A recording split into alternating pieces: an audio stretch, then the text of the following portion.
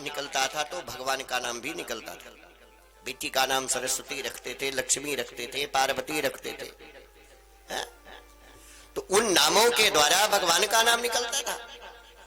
और आज क्या हो रहा है? चिंकू, पिंकू, रिंकू, रेनू, ये सब नाम क्या है?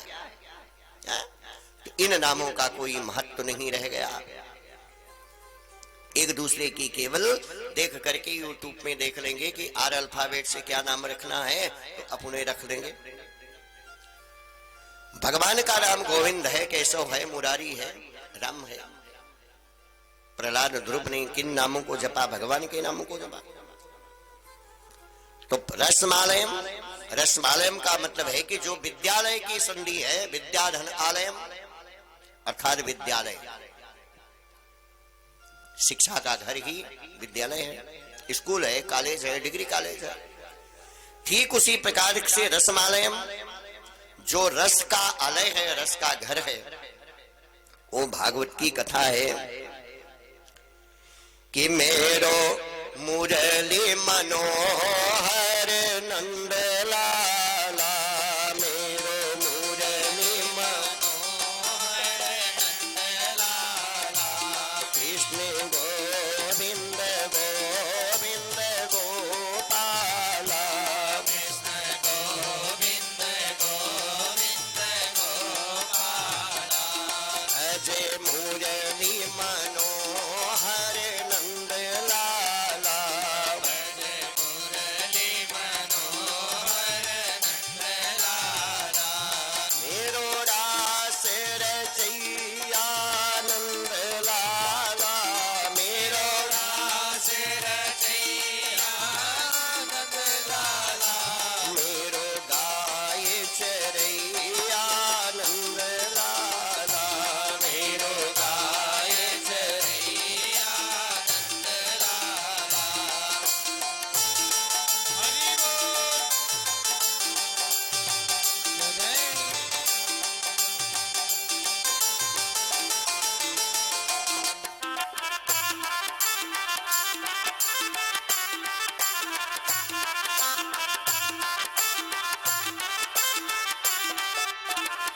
तो श्रीमद् भागवत की कथा बड़े भाग्यवानों को सुनने को मिलती है। सूत जी शौनक जी को बताने लगे कि जब कलिकाल के 200 वर्ष बीत गए, आज कलयुग के 550 वर्ष बीते हैं, तो 200 वर्ष था, 300 वर्ष पहले की बात है कि आषाढ़ के महीने में गोकर्ण जी ने धुंधकारी को कथा सुनाई थी। और उसके बाद कलयुग के 300 वर्ष और बीतने पर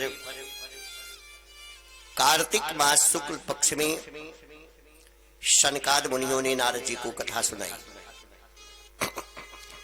कलयुग में भागवत की कथा भवरोग नाशक, मुक्तिदायक, पाप नाशक और भक्ति को बढ़ाने वाली है। अब पुराने में प्रवेश किया जाए, जिसकी वंदना है सत्यम परम धीमहि। किसी देवी देवता की वंदना नहीं है। जन्माद्यस्य यतोऽन्वयादितरतो चार्थेषु विङ्गस्वराट् तेने ब्रह्म हृदाय यादि कवये मुह्यन्त जतशूरयाः तेजो वारमृदं यथा विनिमयो यत्या त्रिसर्गो मृषाः धाम्ना स्वेन सदा निरस्तकुहकं सत्यं परं धीमहि। अर्थों में गृहीत जो अन्वय है, व्यतिरेक से संसार की उत्पत्ति, स्थिति और संहार का कारण परमात्मा है, जिसने आदि कवि ब्रह्मा के लिए वेदों को प्रकाशित किया, जिसके विषय में बड़े बड़े विद्वानों का मोह उत्पन्न हो जाता है, जिसमें तेज, जल और मिट्टी में परस्पर एक ही दूसरे में सत्य रूप से प्रतीत होते हैं। असत्य की सृष्टि, झूठ की सृष्टि, जिसकी सत्यता से सत्य लगती है, जिसके तेज से अज्ञान और अंधकार हमेशा निरस्त हैं, रद्द हैं, उन सर्वज्ञ स्वतः सिद्ध ज्ञान सत्य पार ब्रह्म परमात्मा का हम ध्यान करते हैं। तो विष्णु भगवान को प्रसन्न करने के लिए एक बार सारे ऋषि मुनि लोग यज्ञ कर रहे हैं, अनुष्ठान कर रहे हैं। तो नैमिष क्षेत्र में गौरमुख नामक मुनि ने राक्षसों की बड़ी सेना को निमिष मात्र में मार दिया था, इसीलिए उस स्थान का नाम है नैमिषारण्य। बड़ी पुण्य तीर्थ है। जितने भी कथावाचक विद्वान लोग हैं, नैमिष में सभी लोग कथा कहते हैं। तो हे ऋषि मुनि, आपने मुझसे संसार में मंगल करने के लिए अनेकों प्रकार के प्रश्न कर डाले। रामायण में शंकर जी पार्वती जी से कहते हैं कि प्रभु, मैंने भी आपसे भगवान के प्रति ही प्रश्न किया है, भगवान की कथा सुना दीजिए। कि पूछे मोर घोपति कथा प्रसंगा, सकल लोक जग पावनी गंगा।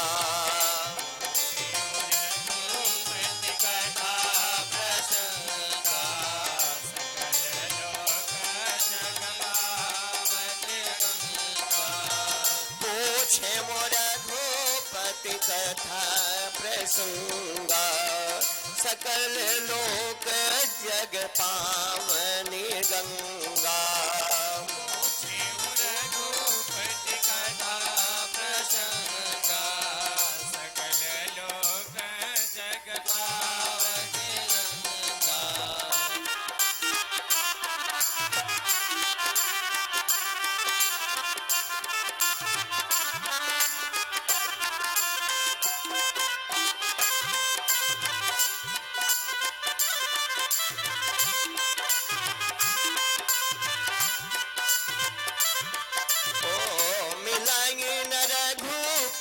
बिन अनुरागा, ये जोग जप ज्ञान विरागा।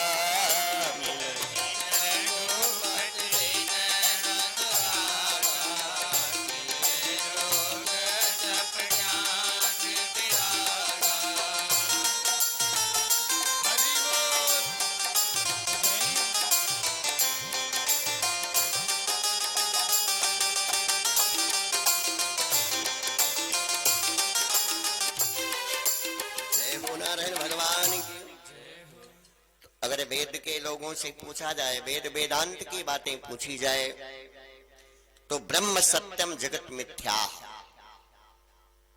क्या है सत्य? ब्रह्म।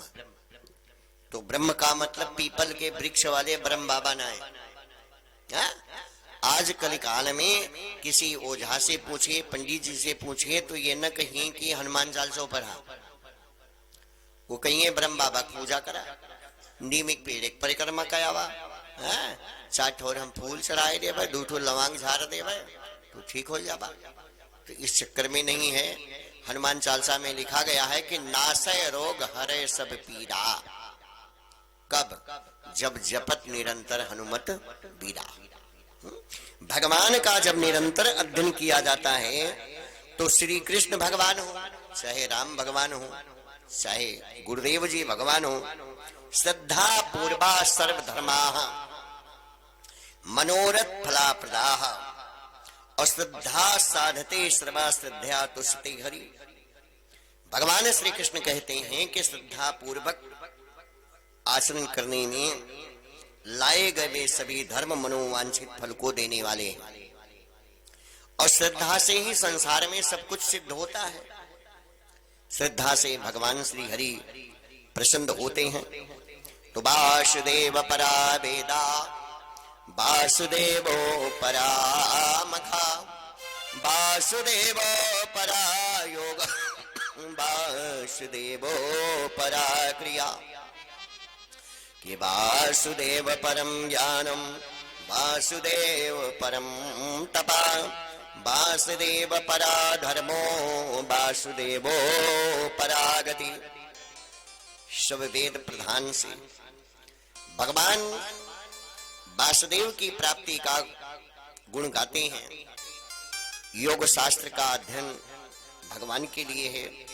प्राणायाम, आसन, जितने भी योगी मुनि हैं भगवान की प्राप्ति के लिए उपाय करते हैं। धर्म शास्त्र भी भगवान के आनंद स्वरूप है। ज्ञान तप जितनी भी क्रियाएं हैं वो सब भगवत स्वरूप हैं। इतिहास पुराण पंचम वेदम, ये छंदज्ञो उपनिषद अर्थात इतिहास और पुराण जो है ये पांचवा वेद है। संगीता वेद से पंचम वेद अष्टादश पुराणों की भगवान वेद व्यास द्वारा प्रेरित रचा गया ये भागवत है। अब बात उठती है कि सर्वप्रथम ये भागवत की कथा मृतलोक पर कैसे आई। किसी ने कहा कि सुखदेव जी ने सुनाया, किसी ने कहा कि शौनक जी ने सुनाया। तो कैसे आई ये कथा? स्वर्गलोक से आई। अब हम छत से किसी सामान को अगर नीचे फेंकते हैं तो वो तितर बितर हो जाएगा, टूट जाएगा, खराब हो जाएगा। लेकिन कथा जब उतरी तो सनई सनई धीरे धीरे विष्णु भगवान ने अगर कथा मुंह से निकाली तो ब्रह्मा जी ने उसको वहीं पर रोप लिया।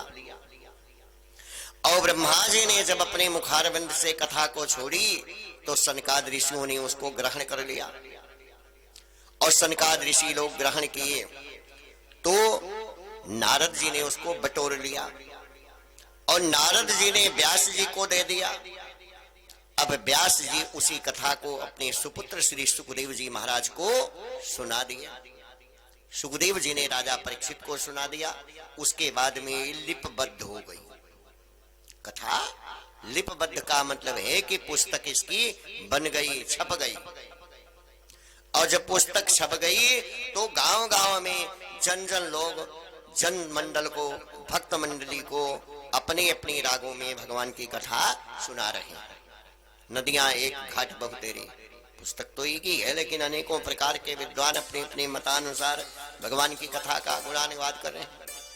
तो तीर्थ नहाए एक फल और संत मिले फलचारी, और सतगुरु मिले अनेक फल, कहें कबीर विचार। तो श्री नारद जी के कथनानुसार ये कथा कैसे आई मृतलोक में? सुखदेव जी की। या निशा सर्वभूतानां तस्याम जागृत संयमे। सारा संसार तो सोता है लेकिन तीन लोग नहीं सोते हैं। कहीं वो कौन? राजा, पंडित और सन्यासी। तो अभी बच्चे कहेंगे कि बाबा तू तो दिन भर वल्ला रहा, लेटा रहा। आप कहते हैं हम सोते नहीं हैं। तो सोने का मतलब है कि गाफिल में ना रहिए, लेटे रहिए, लेकिन परमात्मा का, भगवान का कुछ ना कुछ चिंतन करते रहिए। यदि संसार सागर से अपने मन को हटाना है तो एकांत वासो, अकेले में नदी के किनारे या इतना बड़ा घर है तो एक कमरा ले लीजिए और उसी कमरे में एकांत वास कीजिए। लख भोज ना दो और भोजन भी उतना कीजिए जितनी आपके शरीर को जरूरत है। इससे ज्यादा भोजन करेंगे तो पेट खराब होगा, हजम नहीं कर पाएंगे, दवाई खाना पड़ेगा। लग भोज ना दो, मौनम। जब तक बोलना है तो सिंगी की तरह दहाड़िए, लेकिन जब ना बोलना हो तो अपने मुंह को बंद कर लीजिए, मौन हो जाइए। निराशा, संसार में किसी से आशा ना कीजिए कि हमको कुछ मिलेगा। जो मिलना होगा वो परमात्मा अपने आप दे देंगे। कि संसारी के लोगों से दुनिया के लोगों से आसान किया करना, संसार के लोगों से आसान किया करना। जय हो। वो संसारी के लोगों से आसान किया करना, संसार के लोगों से आसान किया करना। जब कोई न हो अपना सिया राम भजा करना, जब कोई न हो अपना सिया राम भजा करना। हरि बोल।